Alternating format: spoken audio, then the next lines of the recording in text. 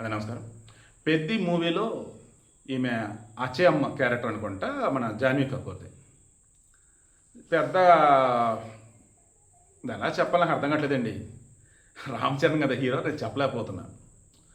సినిమాలో సినిమా అంతా రామ్ చరణే ఉంటాడు. మధ్యలో ఏదన్నా క్యారెక్టర్ ఉంది అంటే అప్పల్ సూరి, గౌర్నాయుడు. అప్పల్ సూరి వచ్చేసేమో జగతోబు, గౌర్నాయుడు వచ్చేసేమో శివకుమార్.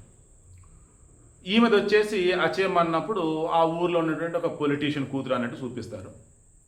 ఏమిలా ఏదో అందాల ప్రదర్శన కోసం అన్నట్టుగా ఉండిద్ది. ఇక అంతకుమించి చేయమండదు.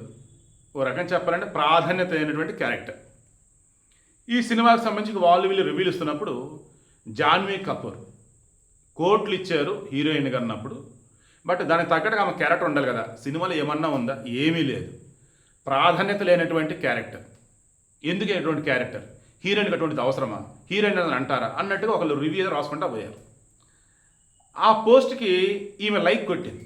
దాంతో ఆ సినిమాలో ఈమె క్యారెక్టర్ ఏమీ లేదన్నట్టు, ఈమె క్యారెక్టర్ చాలా డీగ్రేడ్ చేశారన్నట్టు, అసలు చాలా చాలా బాధపడుతుంది జాన్వీ కపూర్ కూడా అని ఇప్పుడు అంతా కూడా హడావుడి చేస్తున్నారు. ఒకటే ఆలోచించాలి, డబ్బులు తీసుకుని సినిమాలు యాక్ట్ చేశారు అంటే వాళ్ళ క్యారెక్టర్ ఏంటి అన్నది వాళ్ళకి ముందే తెలుసు. ఓకేనా? ఒకవేళ ఎడిటింగ్లో తీసేసిన ఏదో ప్రెస్ రిలీజుల్లో వాళ్ళే చెప్తారు.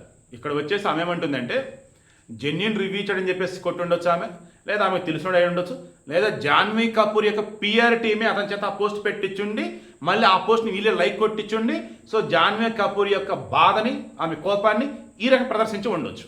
సో 'పెద్ది' సినిమా చూసిన వారు మీరు చెప్పండి, జాన్వీ కపూర్ పాత్ర అనవసరంగా పెట్టారా? జాన్వీ కపూర్కి ఆ పాత్ర ఇచ్చి ఆమెను తక్కువ చేశారా? అండ్ రెమ్యూనరేషన్ ఆమె గట్టిగానే ఇచ్చారు. మరి దాని సంగతి అండి కింద కామెంట్లో తెలియచేయండి. బై ద వే, సినిమా ఎలా ఉంది? ఫస్ట్ డే మన 'పెద్ది' మూవీ అయితే ఈ సంవత్సరం రిలీజ్ అయిన సినిమాలలో అత్యధిక కలెక్షన్స్ కొట్టినట్లు ఇది కూడా లిస్టులో చేరిపోయింది. ఫస్ట్ డేనే 112 కోట్లు 130 కోట్లు గట్టిగా కొట్టేసింది.